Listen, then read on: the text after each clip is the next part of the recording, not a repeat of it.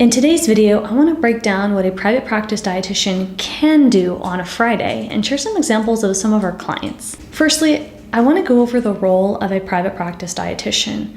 Now, this term is a pretty broad term. Private practice just means that you have a business that's not owned by a government entity. That means that you're privately owned. So that could mean that you do consulting work, online programming like memberships and courses, brand work, or it could mean that you're seeing clients in a one-on-one capacity, you're taking insurance or cash pay, or you have a group private practice where you've got clinicians working under you.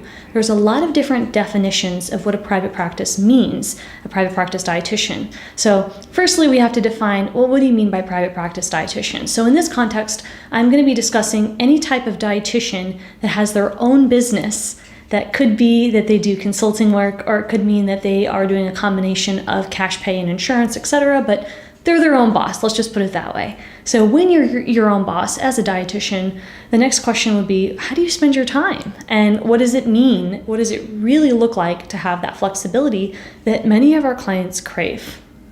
A typical day for a dietitian in private practice can vary, but usually, at least for our clients, they block off times for specific things in the day. This is called block timing, right? And this is what I teach, and this is what our clients have learned how to do. And it's a really effective way for you to get a lot of important things done.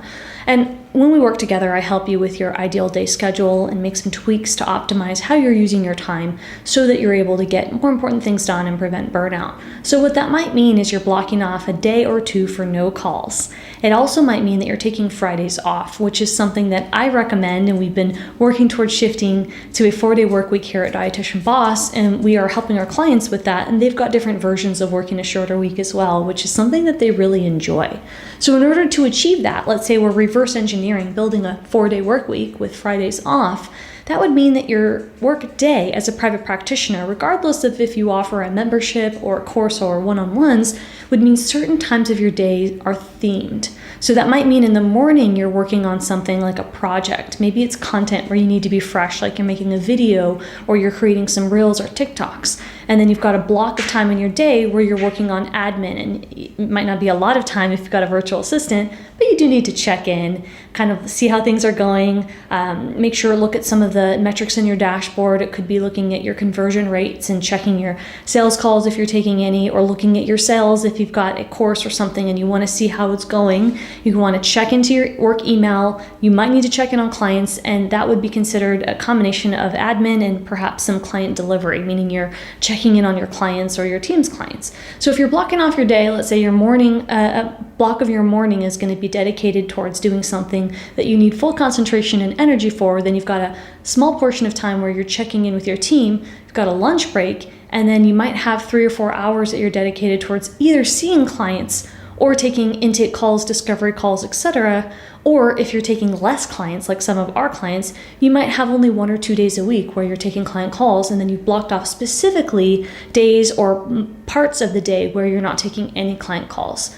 And this can depend drastically on if you're taking brand deals and you need to take conversations with people about those logistics, or if you're working with a team and you need to meet with your virtual assistant, which is what we recommend doing at least once a week. So there's a lot of nuances with this, but the concept is that you've got times of the day that are dedicated and earmarked for certain activities. A really easy way to do this is thinking about your day horizontally or vertically. Now, vertically is a little bit more advanced, so let's go with horizontal. If you're thinking of your day in a horizontal capacity, the morning block, let's say from 7 or 8 a.m. or 9 a.m., if we're going to be traditional, 9 to let's say noon, which is lunchtime, that's a horizontal block. That means that all the days through the week, let's say Monday through Thursday for the purpose of taking Fridays off, you're using that time block to fill with certain activities, and that might only be filled with 2 types of things. Maybe it's only content, or it's only team, for example. So you only do one of those 2 things every day of the week, or at least, let's say, 3 out of 4 days of the week. And then if we're looking horizontally at lunch, that means every day from 12 to 1, you're blocked. And you're not taking calls, and you're taking that time to yourself to take a walk your dog, have some food, etc. And then let's say from 2 to 4, for example, even if it's just 2 days a week, because you're only working 2 or 3 days a week, you've got those time blocks dedicated to client care. That might be calls with clients, it might be charting in notes, it might be running a program, or it might be doing a sales call, but you've dedicated blocks of time where you're seeing and delivering service to clients and blocks of time where you're working on content and marketing and other aspects of the business. This is a really good way to get your brain programmed to focus, because if you do anything any time of the day throughout the week, that's one of the fastest ways to burn out.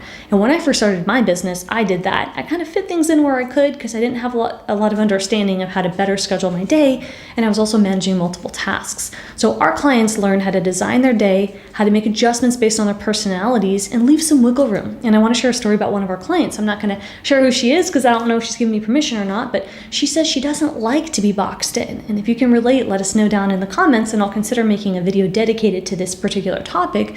But her personality is not as structured, and she wants to have a lot of wiggle room, and that's totally cool. So we customize an ideal day for her where she has a lot of flexibility.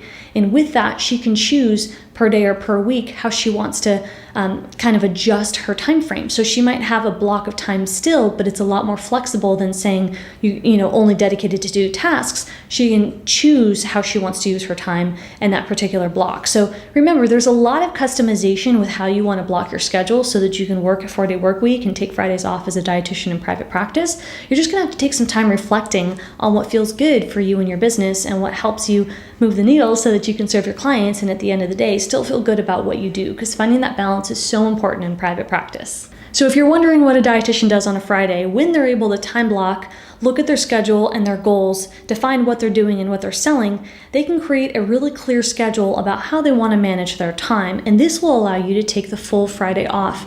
So what do dietitians do on a Friday? Well, our clients like to go to the spa, spend time with their families, travel, they like to read and reflect, they like to do yoga and perhaps go hiking and spend a lot of time with self-care and hobbies. Some of our clients also like to mentor other dietitians. And so it's a really good way for you to think about how you want to give back and what you want to do outside of your business, because your life outside of your business is just as, if not more important than your life inside the business, which is why I recommend having hobbies. And a lot of our clients are really focused on family, whether their family is their mom and dad, or their family might be their children or their partner. They're making time to spend with loved ones. And it's more possible to do that when you structure your day in a flexible form and give some wiggle room depending on your personality so that you can get the important things done and not drop the ball. And this will take some work and adjustment, but it's absolutely possible, and it's what we advocate here at Dietitian Boss.